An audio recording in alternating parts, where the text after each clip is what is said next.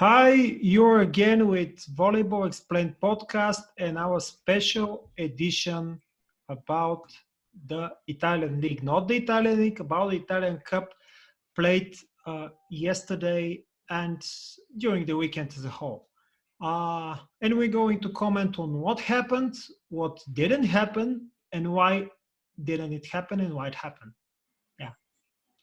Messi. Firstly, the result, LUBE Volley won the cup. LUBE Civitanova won the cup, beating Perugia 3-1 in the final yesterday. But before that, in the semifinals, LUBE, let's say, won against Modena 3-0, but Perugia just, sorry for Nicole, but annihilated Trento 3-0 again, but with a huge difference in the points in the different sets. That's why I'm today with my Trentino Volley jacket in order to support Nicola in these tough days. Thank you. My suggestion is to start with this match between Perugia and Trento because it wasn't a shock that LUBE won against Modena. It wasn't a shock also that Perugia won against Trento that match, of course, but it was a shock the way Trentino played, not that much Perugia, but Trentino. And why? Why did it happen? I don't know from to start with Nicola or with Ronnie, but choose place with Ronnie. Well, if Nicola doesn't want to talk, I will resume briefly what happened. Trento didn't show up that day to play a serious match. They were, let's say, some kind of optimistic because of the match previously in Superliga when they won easily 3-1 to Perugia. And you don't have to forget one thing. This is a cup. This is a different tournament. This is a semi-final, and you have to be ready for anything because anything can happen. And Trentino didn't have any countermeasure with the possibility that Wilfredo Leon turn on his inner beast mode, and well, he alone, for me, he alone destroyed a Trentino team that had Nimir like his like his guardian from the past matches of the Super League, and he didn't show up, and also Lucarelli didn't perform as well. And I think one of the problems that this Trentino had that day is the second outside hitter. I mean, Micheletto is a young prospect, a young player, and the things he did in the Super Cup matches, he didn't do it in this one. So, which is normal, of course, due to his age. And well, you had Koi. Koi didn't show up. The middle blockers didn't show up, and you have a 3-0 with no response from Perugia.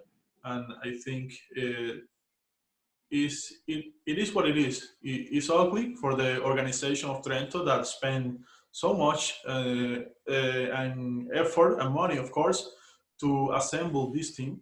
And now, well, the only trophy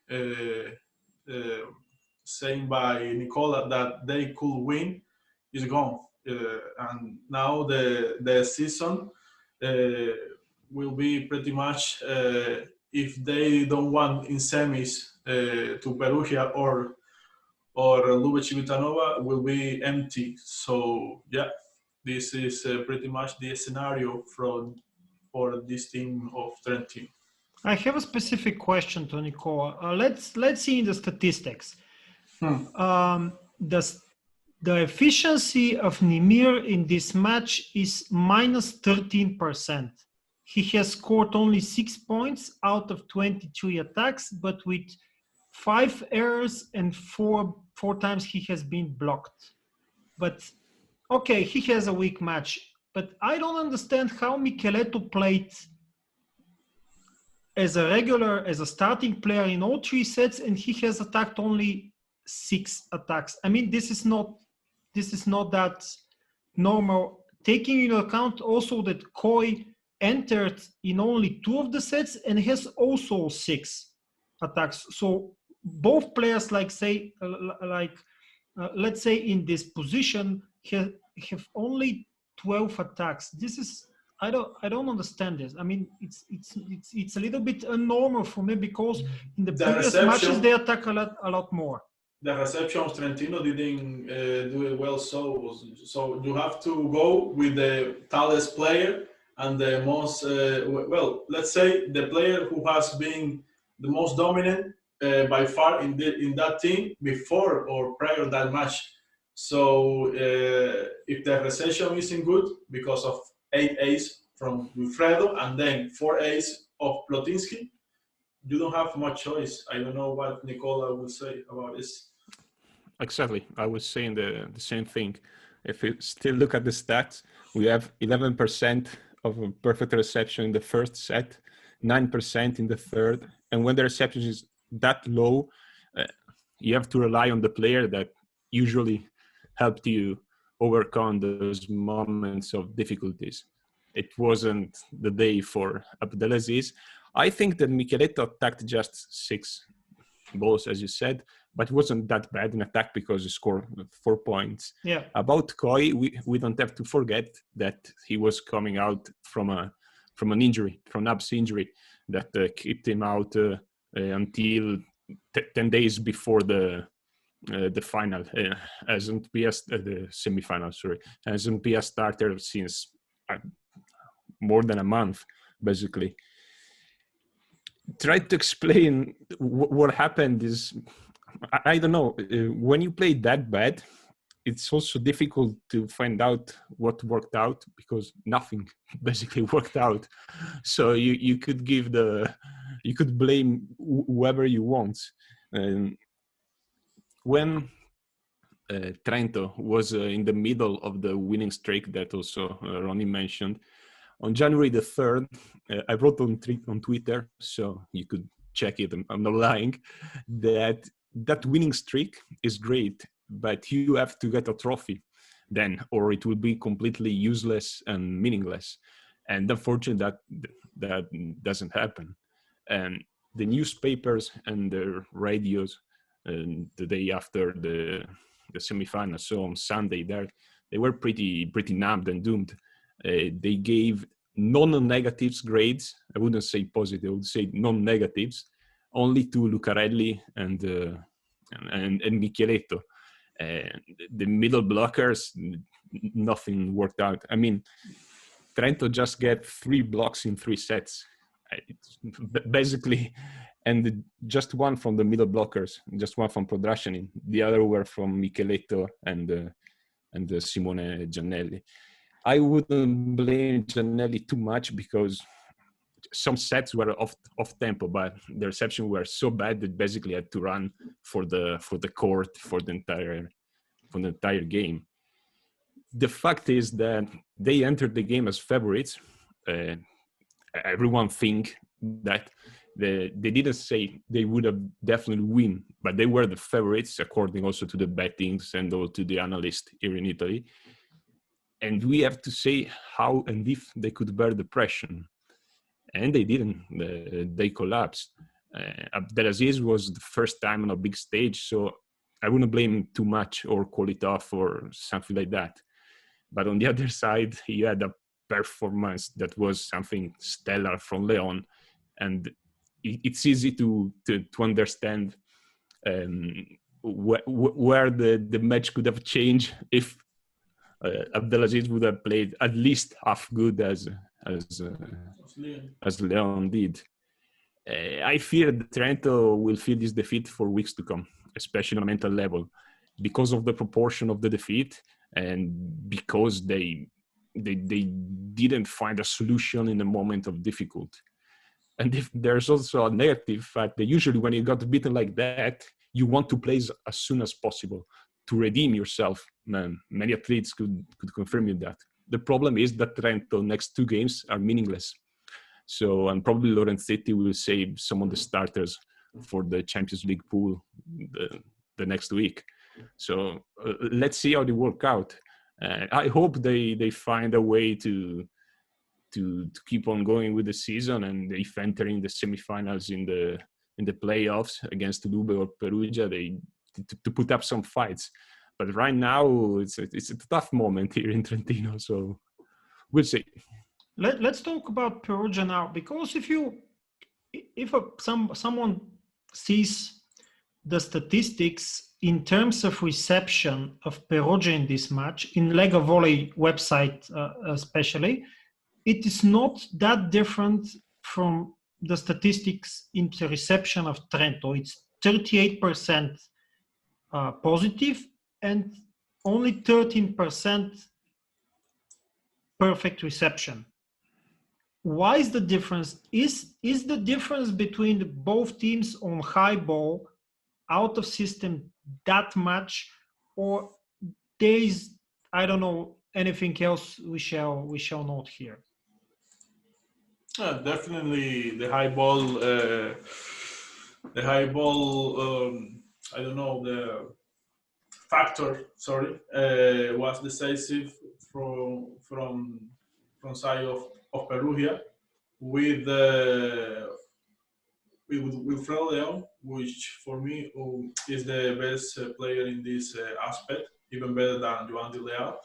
But also, there were some moments that Trentino tried to do things, and they just didn't have the necessary, luck to execute the plays, because we can see the stats about defense in this site. So, for example, I let's say that Colaci had a high percentage of defensive play around the game. Also, Plotinski saving balls, and they use that their transitions in counter attack very well. They didn't miss almost counters. So you could see in the faces of Trento players the disillusion or the frustration, because they were saying everything on this team doesn't work. But on top of that, they have the luck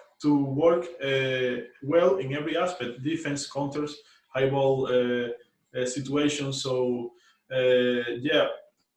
despite the bad reception, for me, also Perugia had the lucky factor. In that game. This is not, let's say, a serious analysis. The luck is not a factor for many people in the sports world, but let's say that for me it is. So yeah, one of the keys of that match were that the high balls factor and the lucky one, defense, everything you can name it. Let's go maybe to the other semifinal. Okay. Go on.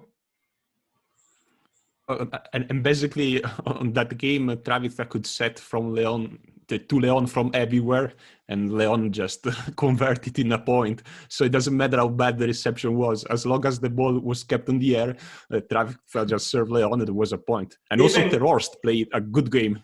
Even Ole and Terhorst, which we will see what happened in the finals, they show up in Trento game. So which is not an unusual thing coming from those two players. But yeah, continue. Okay, let's go to the other semifinal. LUBE won against Modena 3-0, and actually Modena played not that bad. They played decently, and they even had a 3-point lead almost at the end, even at the end of the first set, but they lost it. What happened after that, and do you think that Modena had some chance in this match? If they win first set, yes. Yes. Of course. When a weak team goes to a Goliath team like LUBE Civitanova, full with stars, you have to have the initiative, the momentum, and do some damage before the team could adapt to your style, because when a superior team plays versus a younger one, they usually tend to start low because of the level of the other team. They adapt to first to a lower level, and they point after point they play at his best. So yeah, basically Modena couldn't maintain advantage of 3 points that were crucial for them to maintain the hopes alive. And that was it. When you are winning by 3 points, 23-20, and you go a reverse sweep, that's all. From that point, the game were smoothly normal as it should be, and Civitanova won easily 3-0 to this Modena team. I would say that if Modena plays always like that, they will be the fourth team in the championship, but they are not playing it that in this way any time. Let's not forget that Modena not only has been losing Modena not only lose versus Trento, versus Civitanova, versus Perugia. They are been losing with everyone in this league until this point. So you have losing versus Milano, versus everyone basically. Monza also. The only team they can win easily, of course, Cisterna. That's the only team, but almost every other team has been a pain for this team of Modena. Yeah, they beaten Piacenza twice actually in the league. So maybe Piacenza for me is the other disappointment in this tournament, such as $1 million club, and they couldn't stay to his expectations, to fulfill the expectation that people has prior to the competition. Yeah, let's praise Luca Vettori for his game against Lube, because he played very well with 61% in attack. Because principally in our podcast we are talking badly about him, so let's praise him this time. He played a great game, and it made up for the horrible game of Petric. That basically, especially on the moment you were talking about when Modena was up 23-20, and they also have a set point because they went 24-23. And Vettori was the one who kept the dream alive, let's say like that. And in the first set, it get 9 of 11 with 73% of attacking, no errors, no blocks, and it's shown the Vettori everyone wants to see almost every game. But on the other side, we saw it and we said many times before, the outside hitters for Modena, bigger problems for them. And you cannot win or think to win. And we say it, especially when we comment the last game they played against Lube. If both of those outside hitters don't show up, it's impossible to think you can cause problems to Lube. And Petric ended up with 27% in attack and a -4 of valuation. So that was the point. In the second and third set, I think the things were smoothly for Lube, especially from the points from 20s above, because around the 16 or 17 they were almost even, but then when needed, Lube rises the level and win those last two sets pretty easily. The big final, Lube won. Great game, especially of Robertlandy Simon. And here is the time for Ronnie to say, why is Simon playing that good not every time? Because I believe that we all know that he can do this. I mean, but in the last years, even I would say he's not on this level permanently. Well, I am the type of guy that prefers when a player performance what it should be. I mean, when he plays nice, but even better in the finals. I don't care if he don't show up in a regular season match. You know, you can say, well, he had a bad game. You can play well every single time you go into the court. But when the team needed, and I'm very surprised that he ended in a final game with 8 blocks. But when his team needed, he was there. Four consecutive blocks that even demoralized Wilfredo Leon, which ended with 21 points. He for some haters in the Sirchi community that say that Wilfredo is not the king. The king played like it should be every time. 21 points, 50% in attacks. Maybe he wasn't so dominant in serve, but you have let's say 5 kings in the other court, so you can be you can expect that Leon performs that well. And besides, I don't know if you noticed, but the blocking system of Civitanova studied the night before all the plays that Leon did versus Trentino, and even Marlon Jan got a block on Wilfredo Leon. So that's how you use the technology to study a system that rely only in one player, and that's basically is the thing, the matter that we all talking in this podcast uh, along along the league, that Perugia is a one-team army, and you can expect to win titles with only one player. So yeah, basically, with Robertlandy Simon got the MVP, and curiosity, it is the first middle blocker to have this award in the 21st century. So I don't know in the 90s or 80s, but this is a big accomplishment, and it is a player from Cuba. So I'm very happy for him, especially, and for all the Civitanova organization. Sorry for talking extendedly. I may be asking a rhetorical question, but is it possible for Perugia to win consistently with one player? Okay, let's Putnitsky's played well against Toronto, but in the final, Leon was alone. I mean, it seems that Perugia can win against Trento only by Leon, but that this is not possible against LUBE. And what is happening with Atanasievich? This is maybe the biggest question in terms of Perugia.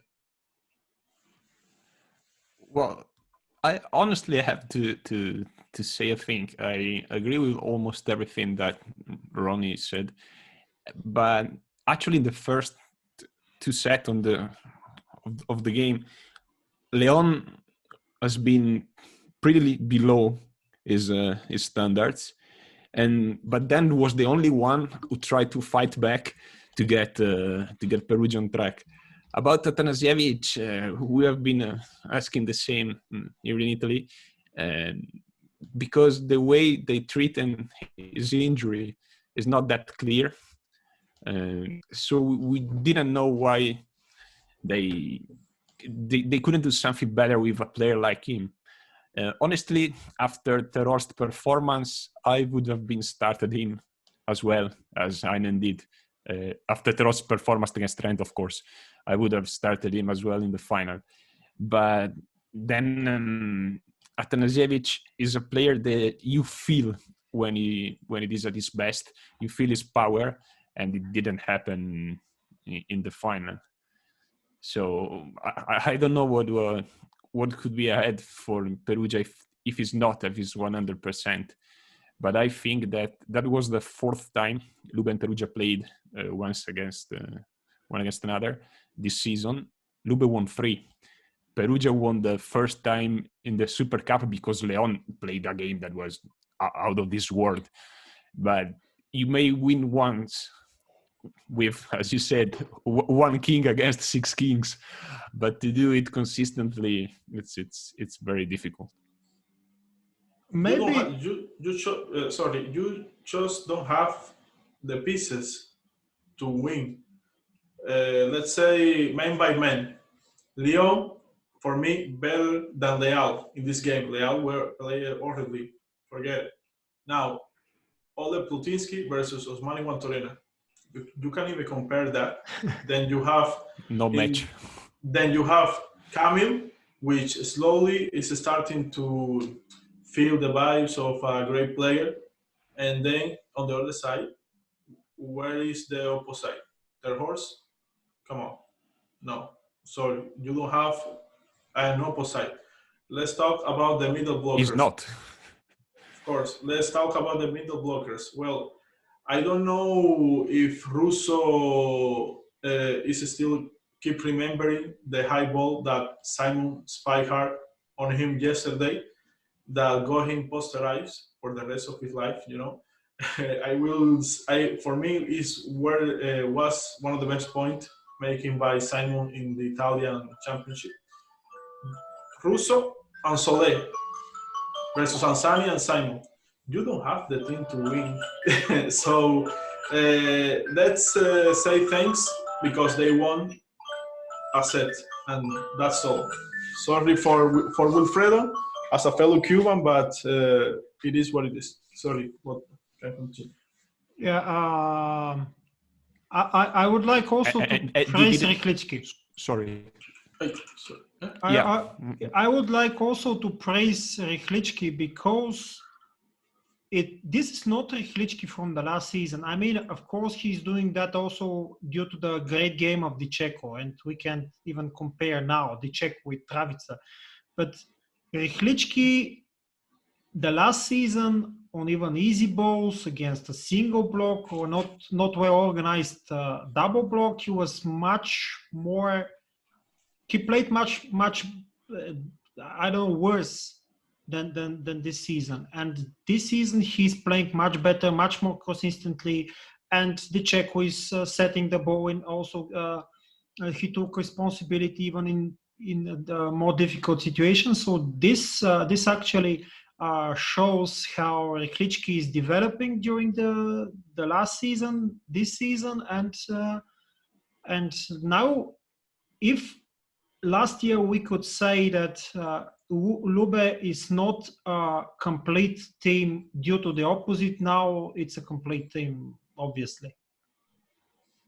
Well, yeah, we shouldn't forget that last season was the first season for Rychlitsky in a top club.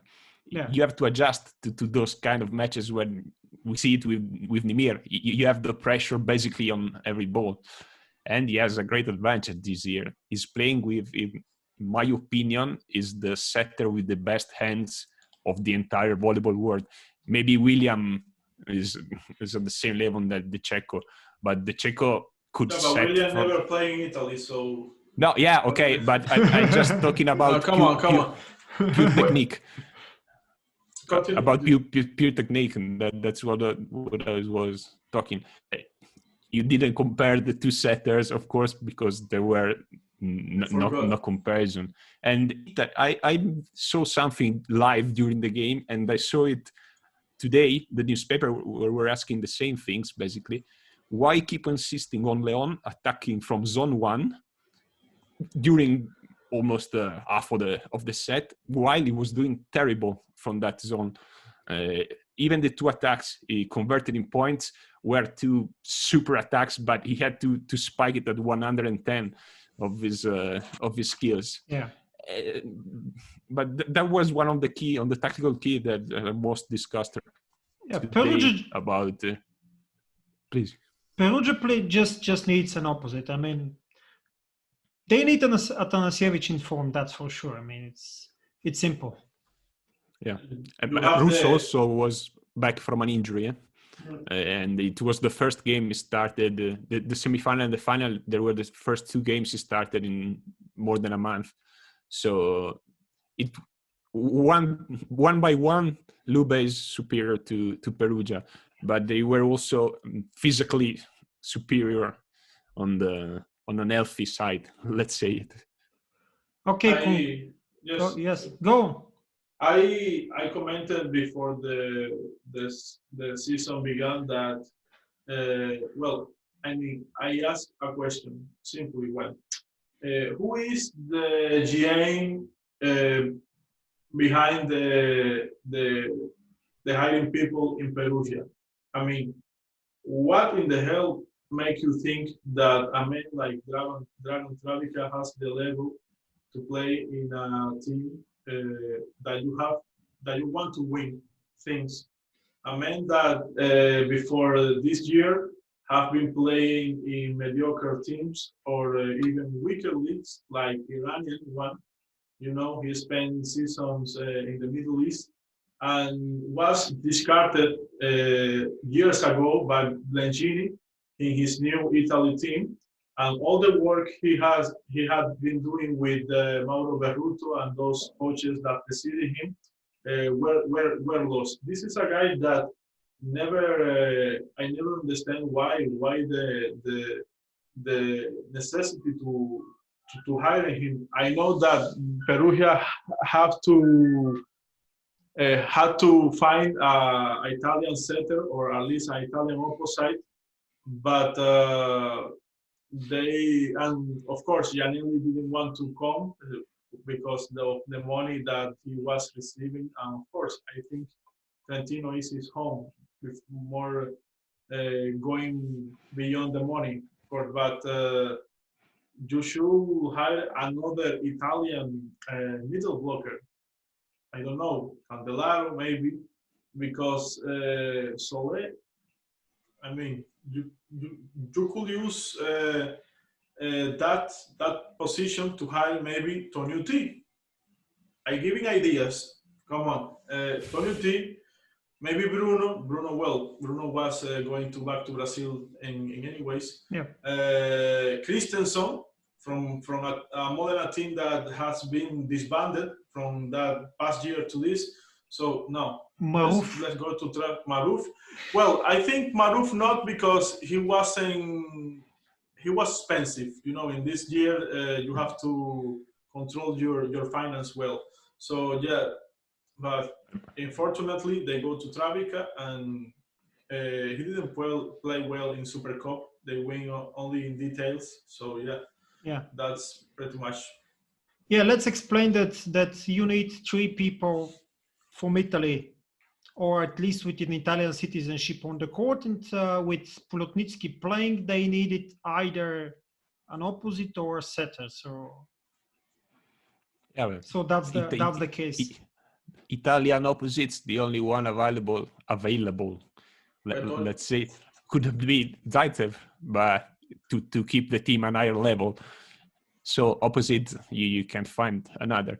Travica, honestly, is not at the top level for one of the big four, but he hasn't had such a bad career, in my opinion. I mean, it was the setter of Italy that won the bronze in 2012 Olympics. He won the Champions League.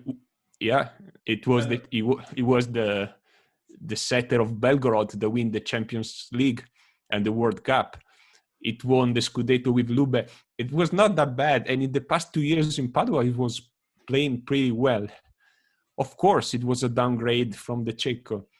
But, I mean, it was the best the market could give you when you had to choose an Italian setter. Mm-hmm. So that was the point. You mentioned they could have hired an Italian middle blocker. But once again, who? I mean, you talk about Candelaro. Candelaro is consistent, but it doesn't make the difference. So playing Solé or playing Candelaro or playing Russo or playing Ricci, Perugia has 2 Italian middle blockers because they have Russo and Ricci. They were both in the national team. Yeah, but Candelaro doesn't make the difference. But if you put, let's say, Tonuti with Wilfredo Leon Tonuti has better system, better rhythm, better hands than Travica, in my opinion. He's been winning in Poland.